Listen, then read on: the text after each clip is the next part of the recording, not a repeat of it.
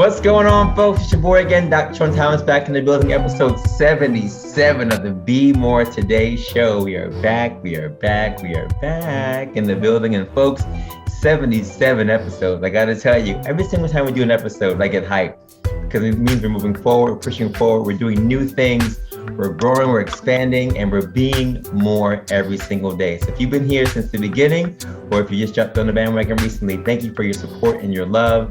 BeMoreToday.com is the site for my book, our music. My book's on Amazon. It's everywhere. The podcast is growing now. We're here in 42 countries and growing. We have about 250 people who are listening every single week now. So it's growing, folks. And I'm very, very grateful for you taking the time, whether you listen to me while you're running, while you're walking in your car, wherever you may be right now. I appreciate you listening and inspiring yourself to be more today. So please subscribe on all platforms, YouTube, all the podcast platforms. Subscribe and just send me messages and let me know what you like, what you don't like, how you're feeling, how your journey is going. Because I appreciate you tuning in, trusting the process, and just being persistent. My quote for today is very simple, as always, and it is, there is power in finishing. There is power in finishing. Listen, as I told you guys last week, I'm training for my 5th and final marathon, and people keep saying, why 5th and final? Why is it your last one? I've done a lot of running my entire life, and physically, from doing stuff at Brown to before Brown to after Brown, and even now, my body's been through a number of different issues, from 2 surgeries on my knee, and I even ran this morning, and I was like, man, there's so many things that are happening just to keep me stable while I'm running nowadays. I think about how my foot's hitting the ground, how my right knee feels, how my hip is doing, what posture I'm having, because it's getting harder now to do those things. But I'm determined, no matter what, to finish this race, because I said I was going to do this thing that I said before last week, coming out of COVID-19 and quarantine session. It was hard getting back into doing stuff, fitness in general. But when they said that this was the 50th anniversary of the marathon, and I was already signed up, I said I have to do it. So we've been rallying, and our running club, which has about 25 people running this year, has been rallying this year to get ready for this thing. So we're going to finish. And there's power in finishing, because when you say you're going to do something, and then you actually do it, it just gives you the snowball effect to do more great things in your life. So I'm charging you guys out there today. I'm going to finish this marathon no matter what this year. And whatever you have started this year, or even last year, you didn't get a chance to finish. A lot of people got sidetracked or sidelined with work and being busy. And there's been so much stuff happening, but you got to recognize that you got to finish. You got to finish these things. It's easy to start. Everybody can start a race. Everybody can start a book, start a chapter, start a podcast, right? You can start anything, start a workout plan. But to finish that thing, there's power in finishing. So go out there and make sure you finish what you started. Keep growing, don't quit. And the guest I have on for today's show is a friend of mine, but he is someone who inspires others to recognize in themselves that there's also power in finishing. It's good to start things, but it's good to train through whatever you're trying to do to get to your desired destination. And his name, folks, is Ramel Murphy. Now, Ramel is a native New Yorker and has continuously pursued his passion in helping others actualize their optimal selves. In 2010, after 3 years as a pharmaceutical sales representative, he decided to become a personal trainer and help others prioritize their health and fitness first, thereby avoiding the excessive use of medications as the first line of treatment for today's leading disease states. From the wrestling mat to the dance stage, Ramel has always expressed a strong breadth and wide vocabulary of movement. He's a versatile coach with expertise in numerous training modalities, including bodyweight training, 3D loaded movement training, and he has strength and training skills across the board. Subscribes to an ideology that everything in life happens in oscillation, and you have to train on the perimeter of your comfort zone in order to achieve growth in all pillars of life. His coaching style applies habit change movement designed to help clients navigate their ability to effectually engage and disengage in the area of movement, nutrition, and recovery. He is currently a coach at Sky Health, located in the Flatiron District of New York City, NYC. It is a privately owned boutique wellness facility where personal trainers and physical therapists work side by side to deliver attentive care and results for their clients.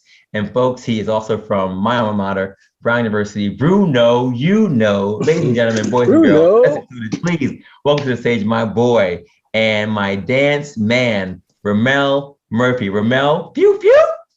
Pew, pew, John. What is going on? What is going on? It's going. I'm super excited to be here. Sorry, noise. I'm super excited to be here. It's been some time since we've got a chance to chat. Yes, So this is sir. exciting. Yes, sir. Yes, sir. Look, you and I have crossed paths many times in many lives, right? From being in the same company at Brown for a small span of time, and me seeing you kind of grow as I was leaving to us uh, going through JJDC together, and me seeing you come when I was leaving, and recognizing that now Absolutely. you are a trainer, and doing so many things that I watch you on Instagram and on social media, just literally transforming lives every single day. I had to have you on the show just to highlight some of the work you've been doing and to inspire others to keep fitness at the priority at the forefront of their mind. So thank you for being on the show today. I really, really do appreciate it. Thank you for making the time and bringing me on. We appreciate the invitation. No problem at all. Listen, I know that we were in the same dance company, fusion dance company. For those who remember, I've had a number of fusion guests on this show, one of the baddest dance companies in the land, and in Providence, Rhode Island, New England. And we had a great time doing dance there, but I didn't recognize that you were also a wrestler.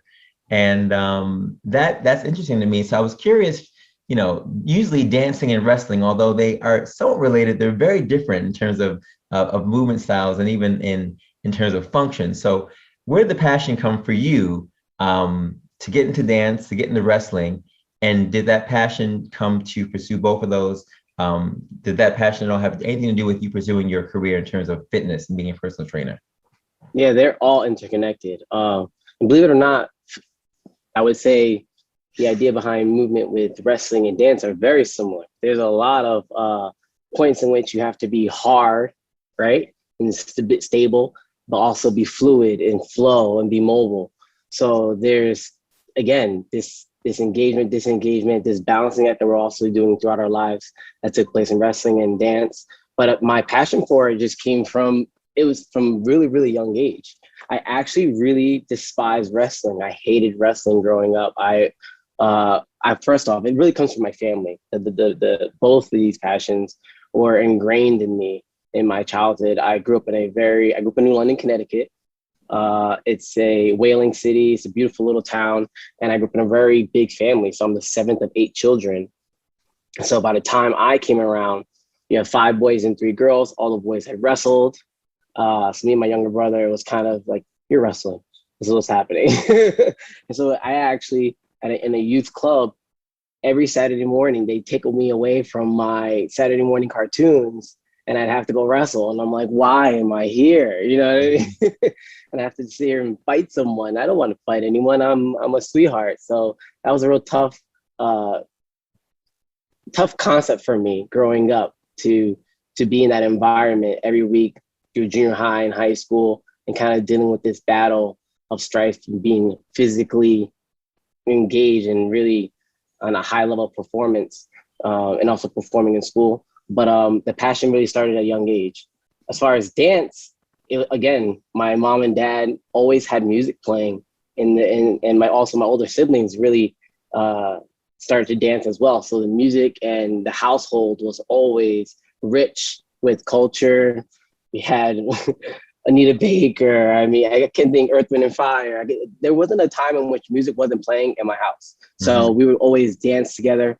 We didn't have a lot of riches, a lot of money. And so we were very rich in love. And we would always have these family powwows in our living room where we'd be dancing as a family. And that was like my favorite. Those are my most profound memories as a child growing up. You have even like videos right now you can look up and see of me as a little toddler just dancing and really enjoying myself. So it just started there, and then it catapulted into adolescence, and I started dancing in junior high and high school. I was doing some dance companies, and then I came to Brown. I'll never forget, I saw you guys in Solomon at Solomon Hall. It was oh my God, I'm forgetting the name of the song right now.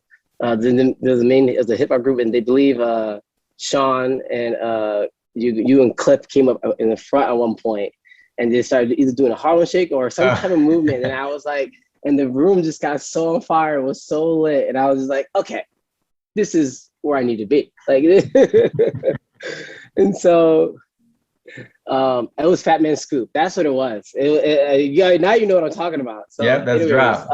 it was drop. So when I got to Brown, it was finally a point where I felt like, oh, like mines, focus on passions for academia and movement, and it just fit. But wrestling informs a lot of who I am today.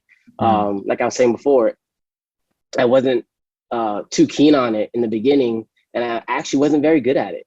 I lost about every match all throughout junior high, and it wasn't until I got to high school my body actually developed, and I started becoming more passionate about really investing myself into the sport, that I started to do very, very well at it. I was state champion my senior year, or junior placed, but it just took a number of years and before I really got the hang of it, and I started finessing my skill sets.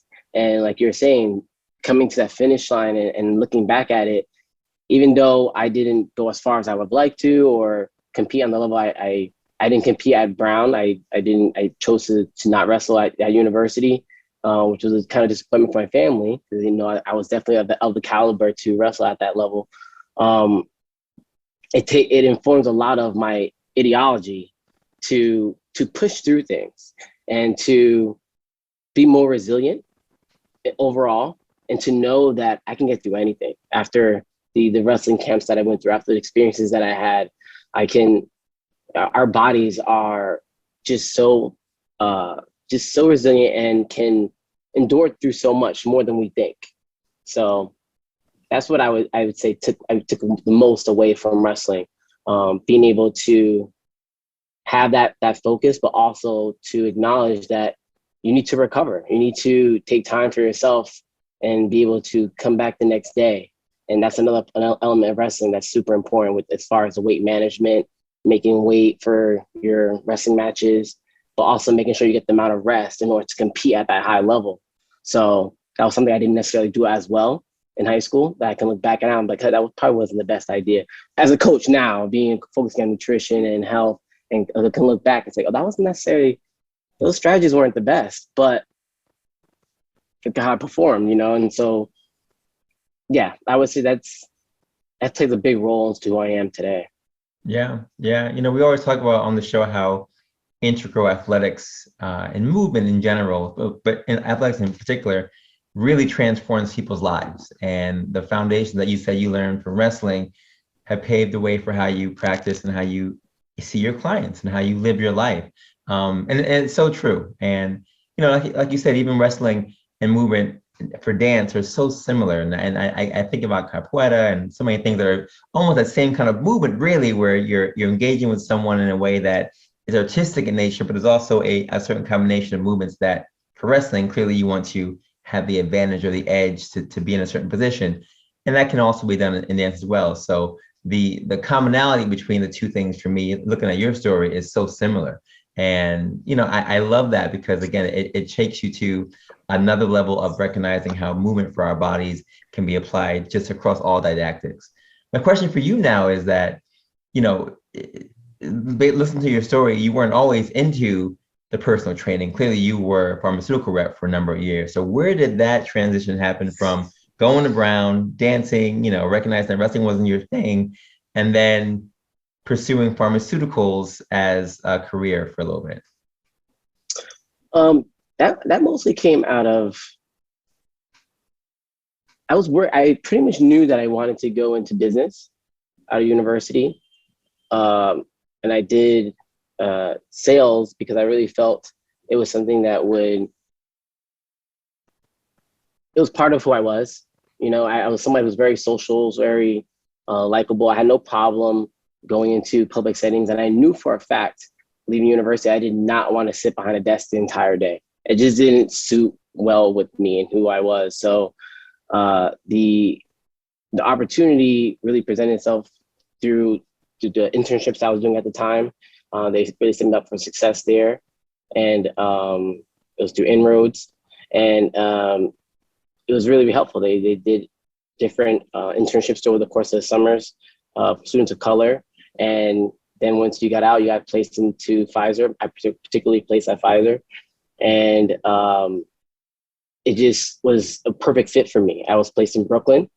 I was doing pain management. So I had Lyrica, Aricept, Celebrex, Dextra at the time, and they were selling those when I came to market at the time. And it was really a great first opportunity leaving university. I got to grow up very quickly and being in Brooklyn. It was really real. And it was also an opportunity to see how the healthcare system worked in our country. It was a kind of a rude awakening, essentially. It was trying to see how the services I was trying to get these medications in the hands of these people who really needed it, who were quite ill, and it wasn't accessible to everyone. And that was tough sometimes, right? Going into an office, trying to push my products, which were outstanding products, hands down, in the market. I think we know Pfizer produces wonderful products, and not everyone had access to it. And so that sat with me in a certain way when I would go in there and they would need prior authorizations and someone could and couldn't get it. And, you know, I felt as though everyone had a right to it, you know? And I thought to myself, well, after a number of years and they had major downsizing and they laid a number of people off, I decided, you know, although I performed very well at the company, I was rookie of the year. I did a high level performance, and I just felt as though when they did the downsizing, do I want to stay here? Do I want to come back? Because they re-offered opportunities to come back if you wanted. But I was like, you know what? Let me take this opportunity to impact others and actually get to the heart of this macro level issue of access to, health, and really changing your life for the better. So if you get to the heart of it, the essence comes from you, right? So instead of going for pharmacological purposes to address these issues of diabetes and all these different disease states, hypertension, why not go to the heart of the issue? Our habits. What do we do on a daily basis? How do we eat? And it was just natural. A friend of mine at the time, his girlfriend worked at Equinox, and she was like, hey, come by and check it out. I think you'd just be a good fit. You know, it's just who you are as it is, as in general with movement. I've always been athletic, and why not motivate others to get to the heart of that issue, right? Help others not have to be so reliant on these drugs in the first place. So it was just a natural progression going from pushing the pill to pushing people to not be on the pill. Yeah. It was an interesting dichotomy, right? So I'm like, take these pills. And now I'm like, don't take any pills. Listen, well, not take any pills, but I meant like, you know, supplemental, but just in general, focus on you first. Focus on the habits while you're having these problems. That's real, the essence and where the issue starts, from the choices that you're making every day that are affecting your overall health.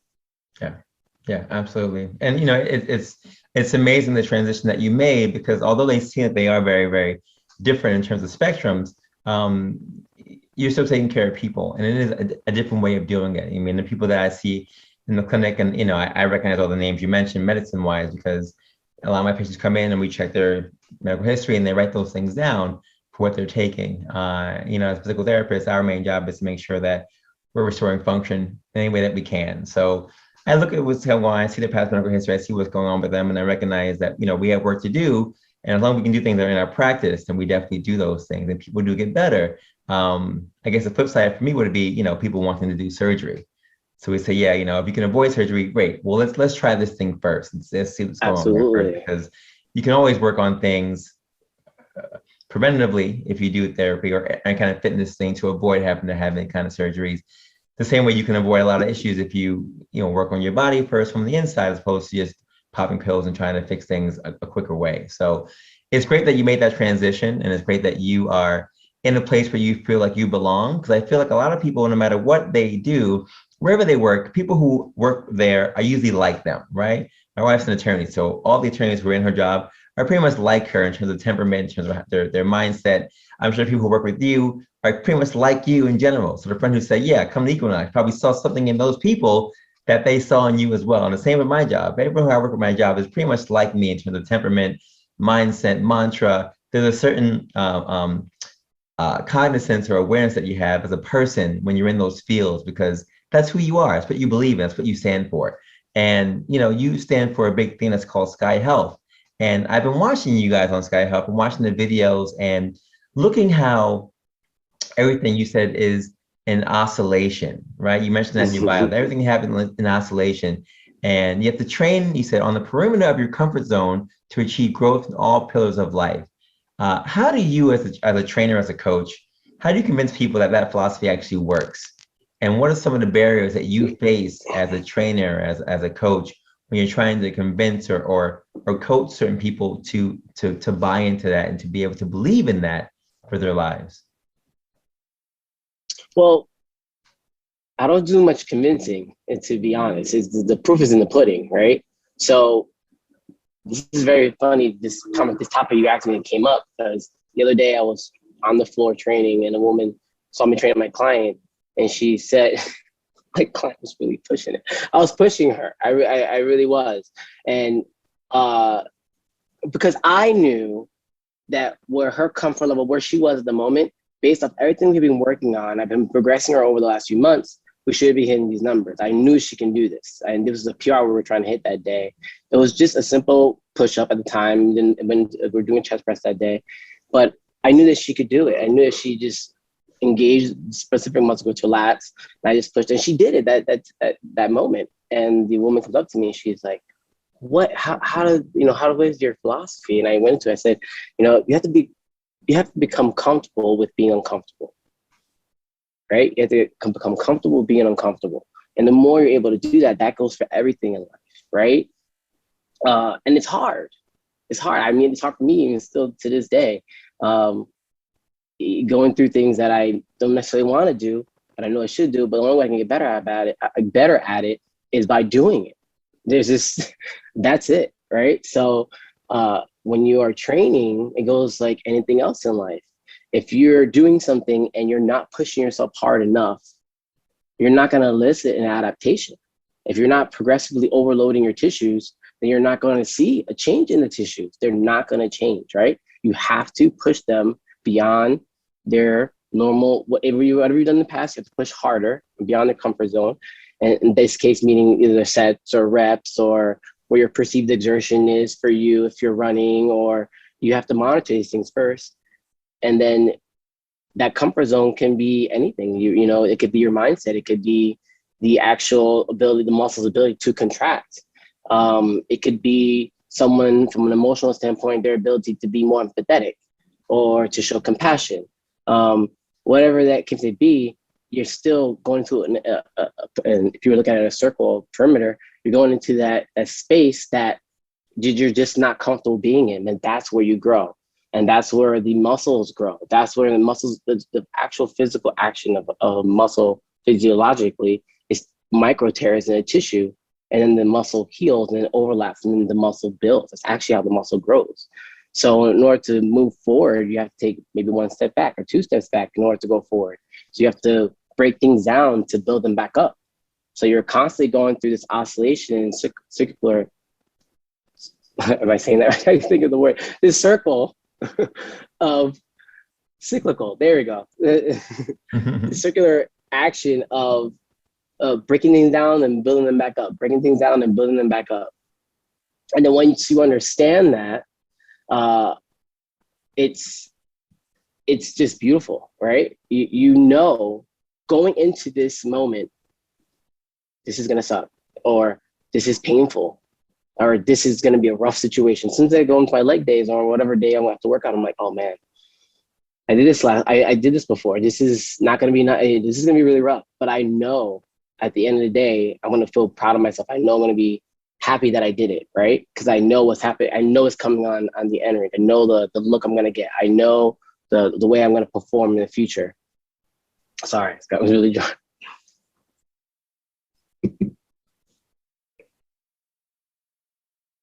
So when it comes to my clients, like I said, the proof is in the pudding. If a client goes, it's happened recently. Someone was doing, I think it was lunges he was doing, and he goes, okay, I did 12 reps. And I'm looking at him like, do you think you could do few more, or how do you feel about that? What do you think about that? He's like, oh, yeah, it was good. And I was like, so what if I said I have you do, 10 more right now? Oh yeah, I could do it. I have to do 10 more. And this is our last set, mind you. I thought to myself, and this is a new person. So any of my older clients already know this. They already know I expect you to push yourself even beyond just what I'm here for, right? Because I know I can push you, but like over time, this is your journey. I want you to take ownership and be invested. Where this is not a didactic approach where I'm telling you what to do and you have to do everything I say and only work out when Ramel wants me to work out. No, we're a team-based effort. I'm showing you the path and showing you the way, but you have to take the walk. You have to take the journey. You're the one on the path. I'm just behind there pushing you along the way, or sometimes dragging you along, but it's your journey, right? We're doing it together. And in that we had just a moment there, and I was just kind of like, why not more? Why did you feel you just did 10 more reps, like nothing? Don't you think this is not enough weight?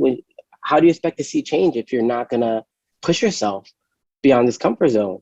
And then over time, this particular client, we for that, just to make a point, I made him do a supersets, and then I just made him do over and over until he's into failure. And sometimes that needs to happen. Last set, sometimes I'm sure you've done this in your training with track, and I mean, you're so well experienced with that situation, go into failure. And that's something that's new to people, right? If we're talking about this concept of being uncomfortable, I didn't know that I did know that growing up with wrestling. That's what wrestlers were a little bit insane and not normal in the head for that very reason of, my coaches even say, you go until you can't go and then do 10 more, whatever it was. And there was still more in you. Whatever you thought there was, there's more. And then there's even more. And then after a while, you start to, this thing happens in your brain where you're like, no, I can keep going. And you just train yourself in that way. It spreads everywhere, right? It becomes a part of who you are. And this client, when it went to failure, I kept pushing, he kept thinking that this was it. And I know, just looking at his movement, that it wasn't. It was just where his perceived exertion, where his brain said, I think this is enough just because this hurts and I don't want to go any further because this is painful. But, sometimes you have to be there in order to grow. So too little is not good. You're not going to elicit change. Too much. Now, on the other aspect, we have to talk about too much, right? There is a point in which you do too much. There is a point of overtraining. So I'm not going to sit here and say that, just keep push through everything in life. And that's how you get through it. That's also not the mindset that I come from, with that. I don't subscribe to that ideology either. You have to push, but you have to be aware enough to know, okay, this is the point in which I'm going to get injured, and you could talk about this much more in depth than I possibly could, because actually, this is another conversation. Maybe this probably will lend into a conversation, a question about how this works at Sky. But I had a particular client where it was out of my scope of practice a little bit, right? So I'm the trainer. I'm giving workout programs. I'm teaching movement, proper movement. And then the one particular client where, because they were coming out of an injury, I didn't know if we were pushing. I had to rely on the client to tell me, hey, how are you feeling at this point? Like, I'm constantly checking in. And so this client had to begin to understand, now working with the physical therapist, since we're pretty much in the same space, sometimes I just call the physical therapist over, which is the beauty of it. Hey, Claude, can you share your thoughts on this? Like, do you think this is too much? Is this a good idea? Based on what the client's saying, should I continue doing this? Sometimes you need that, because then we're going to that point of overtraining, or I load them too much. It was just too much too soon. Right? So that's when we have an injury. There's too much happening, too much load, too much reps, too much high intensity, or too soon where the tissue wasn't ready for that. You didn't build the tissue up to be able to perform. The readiness for the person on that day wasn't ready for what you were doing that day, right? Maybe they didn't get enough sleep. Maybe they they're not hydrated enough. Maybe they didn't have enough meals in them to really, this is not a day to be deadlifting for our PR if you're coming in and you haven't slept all day, right? That's overtraining. It's not a good idea to push that point. And it's just hard to determine sometimes the difference between a contraction where you're feeling you're eliciting growth or listening, trying to elicit a response in the tissue, and I'm about to hurt myself. I'm about to pull a muscle. Those things feel different. And that pain, sorry, that understanding that is very important. So I don't know if I answered your question, but I just wanted to talk about there's two sides to, you know, training in the outskirt, training in the perimeter of your comfort zones. And essentially what it is finding that happy, that sweet spot, right? Where you're in the zone, they say sometimes, but you sometimes even forget that you've been doing it for so long. You know, you're so enraptured in something that you're doing, and it's, you know, oh my God, I've been here for 5 hours, but you're just so engaged into what you're doing, time and space almost, you know, go away. And it's important to find that for yourself and find that balance in everything that you do. Nutrition, the mindset, the recovery, spiritually, emotionally, in all realms. Yeah, absolutely. Ramel, you're talking that talk right now. You got me kind of excited. I'm not gonna lie to you. And that's the beauty of, again, like I said before, like-minded people can talk about certain things and it just seems like it's seamless. And, you know, looking at what you're doing at Sky Health, you know, as I read a little bit about what Sky Health is about, it's really, like you said, a merger between physical therapy and personal training. And for years, you know, I continue to, even on this show, and I use this platform to merge the gap and merge the biases and preconceived notions and the crazy thoughts that people have about the battle that happens between PTs, right? PTs and PTs, if you will, because it really is a symbiotic relationship where, you know, PTs can work on restoring someone's function. And then, to be honest, there comes a point in time when our job is done. My job as a therapist is complete. I have done what I had to do. The pain is mitigated. The surgery is recovered. The person is back to functional goals. And now it's time to maintain that and move on to personal trainer, group training, what have you. My job is not to sit here and say, well, now I'm going to be your person. Oh, I get the question. So do you do personal training too? No, I don't.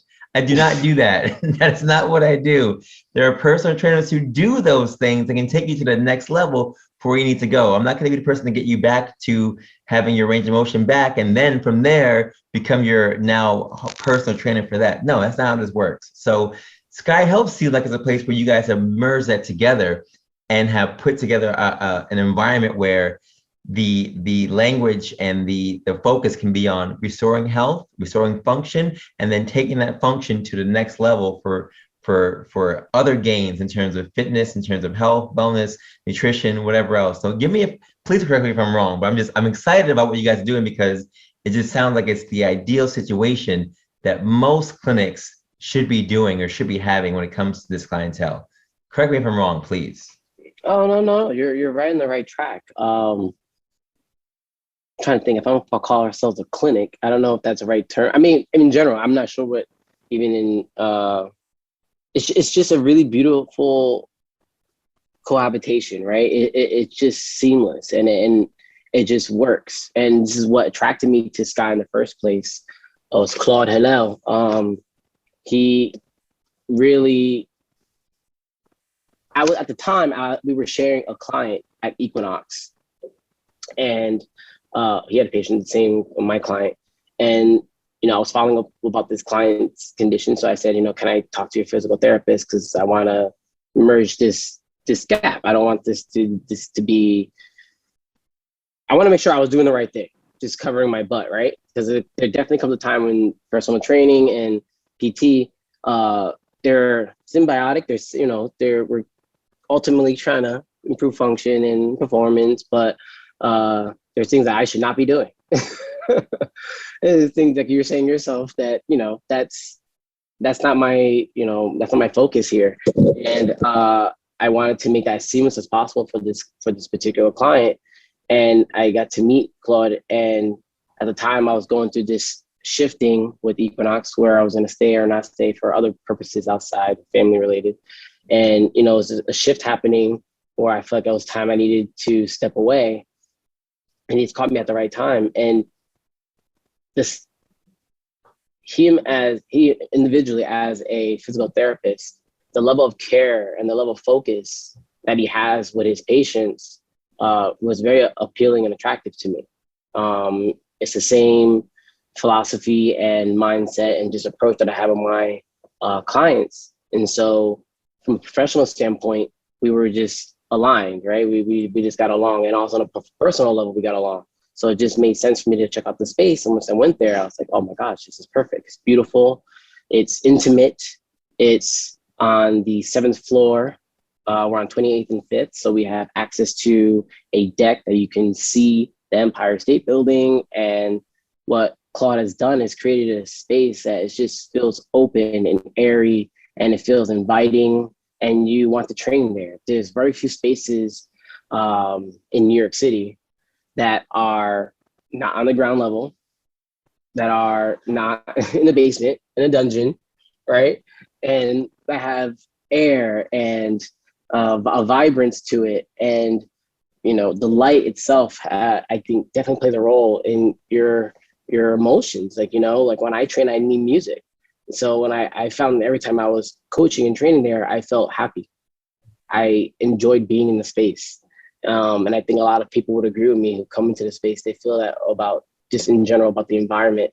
And then it adds to the aura that you feel from the coaches. All the coaches are superb. All the trainers are wonderful, well-versed, they're seasoned.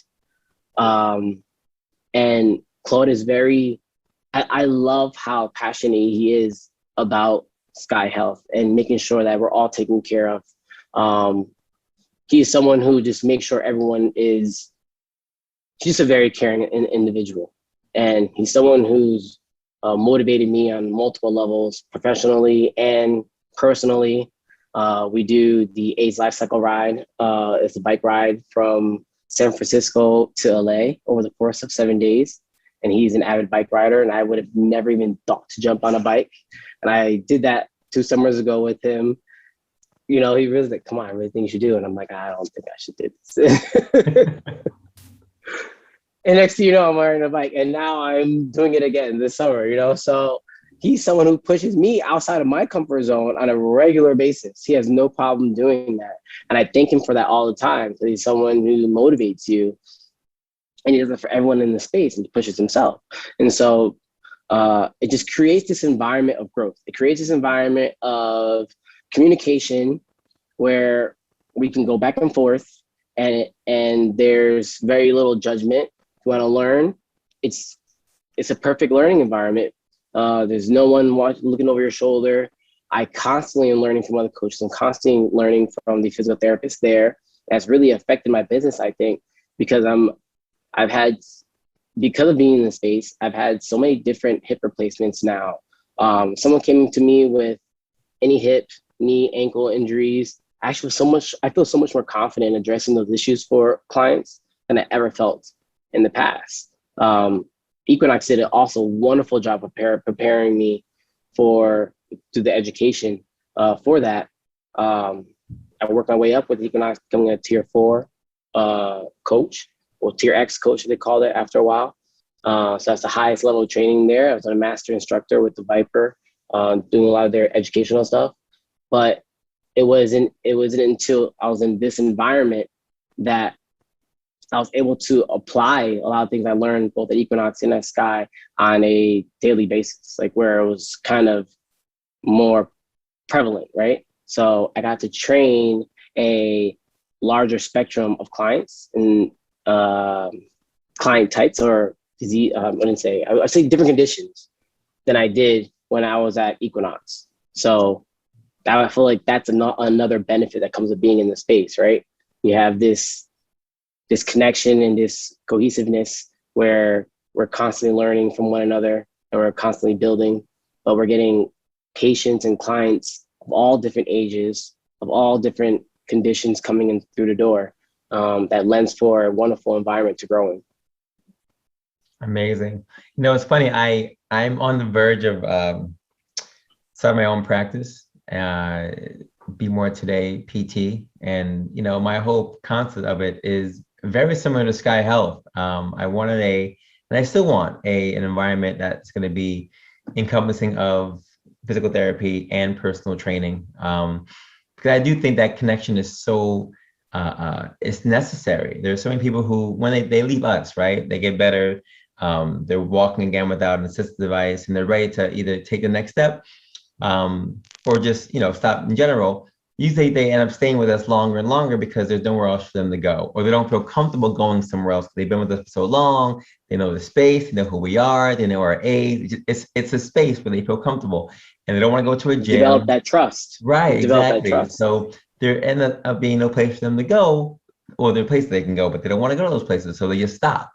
And what happens is they stop doing stuff, they stop doing their exercises at home, they get back into a situation where their pain levels go up, or they get stiff again, they get weak again, and I see them again 3 months later for the same issue because they didn't really have a place to continue their plan of care. So the fact that Sky Health is giving it an environment where it's seamless transition from rehab to physical therapy to training and continuing that going forward, I think that's necessary. And I'm looking to do that for my own personal business whenever we have it up and running, hopefully next year sometime. But I'm very curious about how you guys are operating and how you structured and all those things, because it looks like that's going to be, for me at least, looking at healthcare, the future.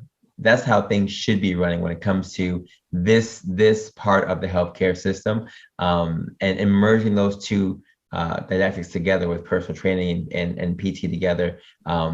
It just makes sense. And I think it's better for not just as healthcare professionals and clinicians, but for the patients. It just seems like it's a great way to merge all the knowledge together. And again, like I always say, community over competition. We come together, we make things better for everyone, everybody wins. I 100% agree. I really do. And I feel like a lot of the patients and the clients that come into the space, they say it themselves, they developed an affinity to the space. And so they have no problem going back and forth between the PT and the personal trainers, or training with other personal trainers, because they see it. They see how we operate. It's really transparent. There isn't, much fluff around what we're doing there. Yeah, that's great. I know, like I've seen you do, and I've actually seen you do this personally. I know you and I have had stints in JADC, Jamal Jackson Dance Company. We had Jamal on the show a couple of weeks ago, actually. And I remember one time I came to a practice, and you literally had a bag with your meals. And we were talking about you were going through your meals for the day, and you basically had all your meals for the day pre-packaged or pre-prepared in these bags in your bag. And I was like, wow, he is so organized. And I watched a couple videos of you online when you're doing meal prep. And that's something that I struggle with for a number of reasons, only because, and I can't say I'm too busy, because it's always bad to say you're too busy. You always make time, but I'm not organized enough at this point in time to meal prep like that for myself, because everything's kind of different or whatever else. But I do appreciate and I envy people who can literally plan their whole meals and prepare them and pack them for the entire week. And I've seen you do that. So that, with that in mind, what are some tips that you give to some of your clients? This is a kind of crazy time. I know you can't give tips for everyone because it's a very wide audience, but it's always good to hear just some easy or some easier tips in terms of not just fitness and weight loss and nutrition, but just ways to kind of get organized in terms of how to structure your fitness/nutrition life throughout the week. I think a lot of people get boggled down by meal prep and get boggled down by fitness time and how to fit it in. What do you tell your clients when it comes to, look, it's not that complicated. Here are some basic steps to kind of at least get you started to make sure that you can be at least physically, mentally, and nutritionally sound? Well, I think you hit the nail on the head, right? The first thing you said yourself was, I think I do all the time, we're negotiating time. And no matter what it is, say it's fitness, or say it's the mental component, or say it's the nutritional component, you have to look at your schedule and realistically say, I'm going to block out this time to do it. You can, however that may work for you. That's the first thing I do. A lot of my clients is that habit, right? So this is the hour I'm going to train. No, I'm not going to take phone calls. No, I'm not going to put anyone else in that time. I don't care what's going on. I'm going to train at that time. That's my time for me. Even if I have one client actually where I said, let's come up with a time. He's like, okay, but I don't think I can train that long. I was like, I just need you to walk into the gym and walk out if you want. That's the habit. You need to go there. You make time to get to the gym, practice, just even the commute. All these things are going through his head as to why he could not work out. And so all I want you to do, the habit was walk into the gym. This is the time you need to train. If you don't want to be there, it's not working out for you, you can walk right back out. But you can check it off that I walked into the gym. I made it to the gym. Naturally, over time, did he think he would go to the gym and just go all the way there just to walk in and walk out? Maybe he did. Sometimes he did. But at least he checked it off. He made the time so that eventually he started to stay there. Eventually, it became a part of his habit, became a part of his routine, something you have to do on an everyday basis. So the first is making the time really to block it off and make it real and be realistic with yourself, right? Be pragmatic. If you can't do meal prep for an entire week, maybe just control the beginning and ending portions of your day, right? We have so much control and when we wake up and when we go to bed. Throughout the middle of the day, chaos. I mean, even myself, it's hard to catch me in the middle of the day and get through all my habits and everything. I'm trying to sneak in a workout in between. It's hard sometimes for me to train myself. So I can totally empathize with you when you're saying that meal prep is just unrealistic for me, Ramel. I'm like, it just may not work for you. You may have to go into ordering. There's so many options now with companies who do wonderful meal prep solutions for the whole week. You can break down your macronutrients and they give it to you exactly to the T. Vegan. I did this like maybe 3 or 4 I just saw recently. I used to use Kettlebell Kitchen. I don't know if you heard of them in the past. They deliver to your home or a locale. So you have that option, but you also have the option, like you said, of doing your own meal prep and just controlling what you put in your body is more than half the battle because anything that's out there, there's so many additives, there's so much artificial stuff. So if you're controlling what you're putting in your body, you're not only managing your intake, but you're building awareness as to what's actually happening, right? So you can start to understand when you start reading the nutrients and the clients start to understand, oh my gosh, look at this caloric load. I'm just having all these empty calories. I'm not really gaining any benefit. I'm not really fueling my body with the options I was doing before. What am I getting out of this, right? And you don't really get that until you start breaking it down and seeing what you're putting in your body. MyFitnessPal is an option. I do some of my online coaching. Some of my clients who are more advanced, they're doing that. They're plugging in their numbers off the macronutrients that we come up with. But on a more just even simplistic level, I went through Precision Nutrition. So it's an organization that focuses on habit change management, but it's a nutrition-based company.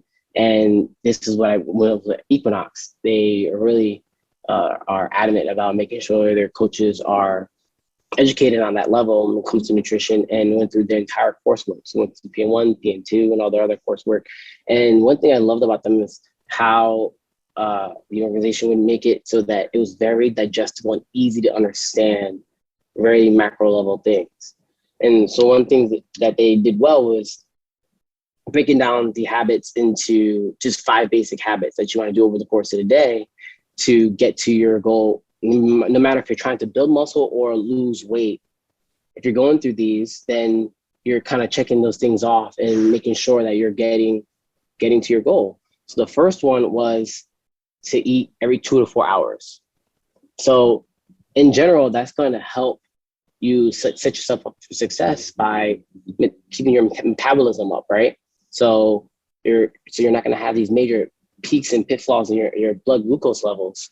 And that's huge if you're someone trying to keep off some of that fat or maintain that lean mass. So by eating every 2 to 4 hours, you are helping your body not go into starvation mode, right? So once we go for so many hours without eating, you become ravenous, right? You're just ready to eat any and everything. So all the habits of let me eat, these veggies or whatever game plan you had kind of goes out the window because you're not even the same person anymore. You're like a beast and you're hangry. Don't get me. If if I don't have a snack, anyone who knows me knows I eat. I'm constantly eating. Like I can't go in. If I have a bag on me, there's food on me at all times. My friends know it. They're like, hey, I know you got some food on you. You're like, oh, here you go. You know, it's in my pocket because I can't go that long without eating because I'm going to turn to not a nice person if I don't have my food on me. And so having a feeding every 2 to 4 hours really, it allows you cognitively to perform well, but it fuels your body, whatever your course you're doing throughout the course of the day, right? So I think that's a really important habit to do. And all these habits you do over time, right? So you're not trying to sit here and conquer the world and go through every single habit that I would give someone. We would just focus on that. Just that one thing every 2 to 4 hours, cooking your food, prepping your breakfast if you can do it. So you can't do all the whole week, just do the breakfast and dinner.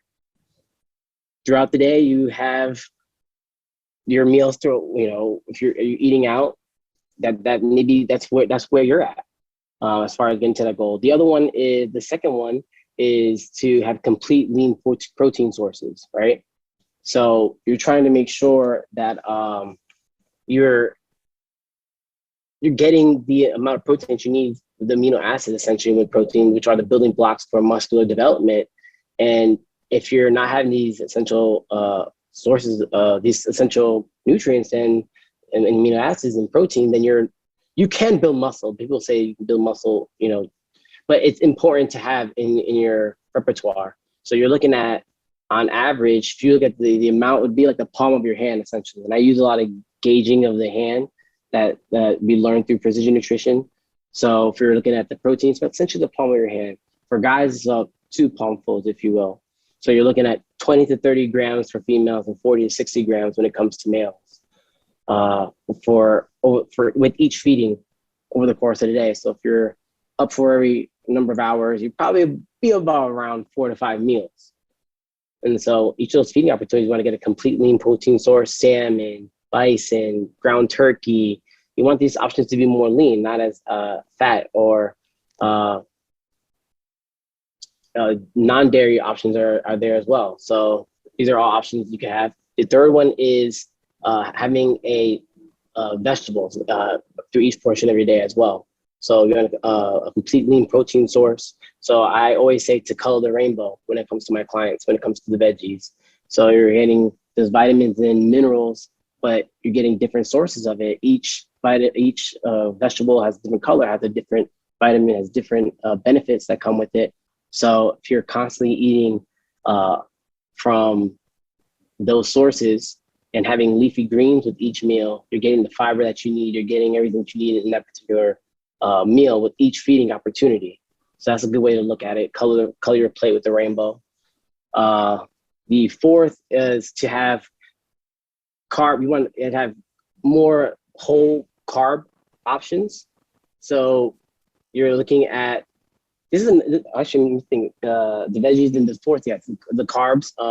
But the carbs, it's really interesting because a lot of times when I talk to carbohydrates with clients, they get to this state where it's like, I have to have no carbs at all because carbs just made me blow up. And I can't touch it. I just have their relationship with carbohydrates and people's perception of carbohydrates is, I think it's a misnomer, right? I really feel carbohydrates get a bad rap. I did not do well with a low carbohydrate. I've done it, and it is not cute. Yeah, I can't perform. I don't sleep. I need carbohydrates. I'm someone who's more, we call it a mesocycle. If you're looking at my body type, I'm someone who has more of a lean, but I could build muscle quickly, but I could also lose quickly too. But I really need to be fueled. Carbs really fuel a lot of my ability to perform, but also my physiology. And so if you're someone who's more of an endomorph, there's different types. We were talking about body types, talking about here. Someone's hard for them to lose weight, call it, and someone's hard for them. They eat as much as they want, and they'll just blow up, right? They're an endomorph. Someone's an ectomorph. They can eat everything on the planet and they'll never gain weight, right? Their body's just super, super lean. So you have to kind of eat the amount of carbs that are appropriate for you. So if you're someone who's trying to lose weight, I say to them, you have to earn your carbs. You're only allowed to eat 1 to 2 hours post workout, if you have to before workout, but the whole strategy that you want to fashion your meals around eating those carbohydrates, be it whole grains or whole grain sources, around your workout. So when you work out, your body is essentially pushing water out of the tissue, and you're using some of those glycogen stores that are the sugar stores, which essentially what carbs are, the sugars in your body. So you want to replenish those. So your body's in a advantageous point to take on carbs and actually metabolize them properly post workout. So that's the perfect time to take those carbs on and use them as a fuel source to help you recover. So that's why I highly champion I'm not a strong proponent of a very low carb diet. I'm more of a proponent of a controlled carb diet. So you're controlling when you're having it, how much you're having it, and what is the quality of it, pre and post workout. And if you're someone who on a higher level performance and you need more carbs in the workouts, so you're doing these big lifts and you have some of those carb, sugary options, those drink options on hand. Those are fast metabolized. They get into your body and they'll work very quickly. So that's something that's really, really important, I think, around the topic of carbohydrates, and to not be someone who shies away from carbs. Carbs are great for building muscle and helping your body just overall. It makes you feel to some degree satiated, and it's important to have. And the last but not least is just eating healthy fats. So you have your proteins, your veggies, you're having healthy fats, avocado, salmon, olive oil, butters, nut butters.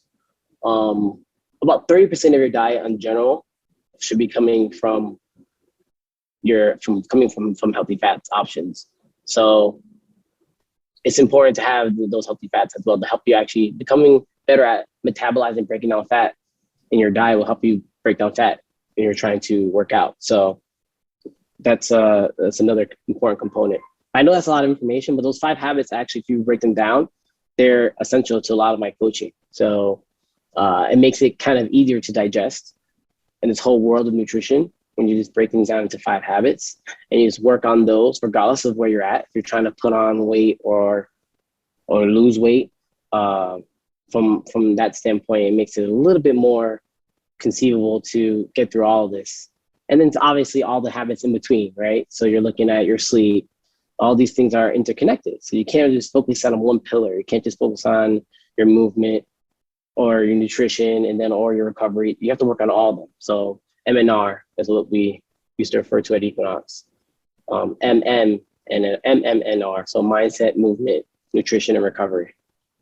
So awesome. Those 4 pillars, if you're focusing on all of them, then it makes it more of a cohesive unit versus just the nutrition itself. Right. Yeah, that's amazing. That's incredible. Thank you so much for sharing those tips. And it reminds me, I wrote this book, Be More Today, 40 Guides to a Better Version of You. And in the book, I talk about steps to greatness. I talk about basically these models that you can use to have change. And the same way you mentioned your models of change and the things that you do to kind of get from point A to point B, those 5 steps. I mentioned in my book, steps you can also say to kind of get from thinking about wanting to do something to actually doing it. And like you said, it's a mindset. It's definitely a mindset, especially for the meal prep thing. And I recognize we do meal prep. We buy for the week. And my wife does a great job of making certain dishes on certain days already planned out for the week, but we don't make it all on one day. So I'm always fascinated when people can do that. And like you said, it is the combination of all those things to make sure that you're doing not just what you're eating, but what you're putting into your body, and then of course what you're doing physically. Ramel, my last question before we actually close out. Your number 77 on this show, and everything you talked about so far has been fantastic. Combining your devotion and your dedication for fitness, and combine all the things you've done in terms of dance and wrestling to really make sure that you push people, not just in the PT setting or the physical fitness setting, but also in their lives. The phrase "be more today" is something that we have been throwing around for a long time, and it means many things to many people. But I've asked everybody on the show what that phrase means to them, and you are number 77 on this show. So when you hear the phrase "be more today," what does that phrase mean to you?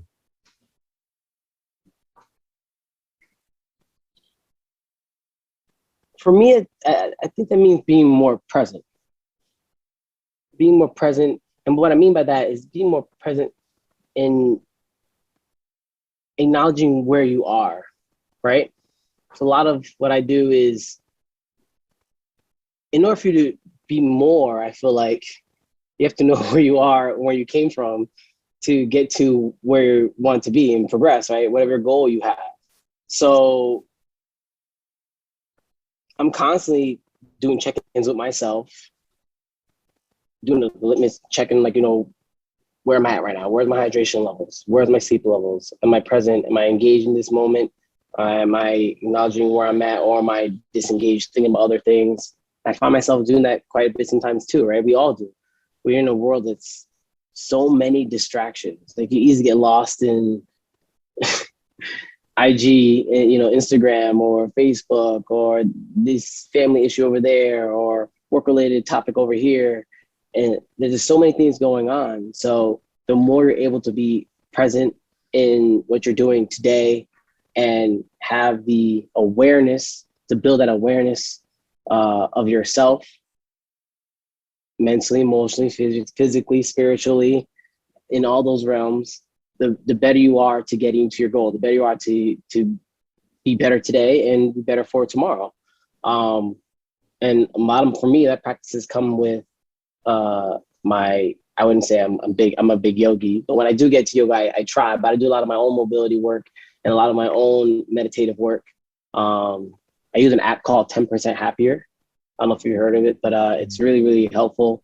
There's an app out there. It's just really amazing. And it just takes you through meditative coursework every single day. And that's how I get to be more aware of my breath and where I'm at in all those realms. And it helps me build that consciousness of self so that I can be better today, so I can get to my goals in the future.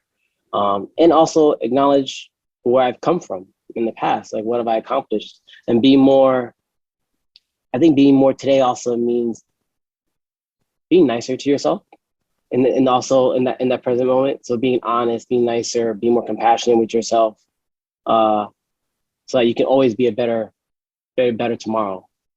So in a nutshell, I think that it means being more present. Awesome. Building self-awareness. Yeah, no, I love it. Coach Murphy, any final tips you want to share with listeners about Sky Health, about fitness, nutrition, or anything related to what we talked about today? Come by and check it out. Really, really come. It's on 28th and 5th, 251 5th Avenue. And it's just a wonderful space. I promise you'll love the space. I promise you'll love the people there. And always, I say the same thing, push yourself beyond your comfort zone. It really will. You'll learn so much more about yourself when you're in that space of just newness and understanding yourself on a different level. So the next time you go into your workout, if you're always hitting those 12 reps or at this specific load, try something different. Try something where you haven't tried before and see, but also look at how you perform, right? Like, be aware of what's going on. And that's super, super helpful to constantly reassess, constantly reevaluate, and then move forward from there. So I think it's important that component of reevaluation, that component of checking in again with yourself or your coworkers or your clients or your mentality, so that you can be better today. Awesome. I appreciate you so much. Thank you so much for being on this show, Ramel. Where can people follow you on social media or otherwise? It's Ramel Murphy on Instagram. That's mostly if I were to post anything, but you can always catch me there. You can DM me at any point.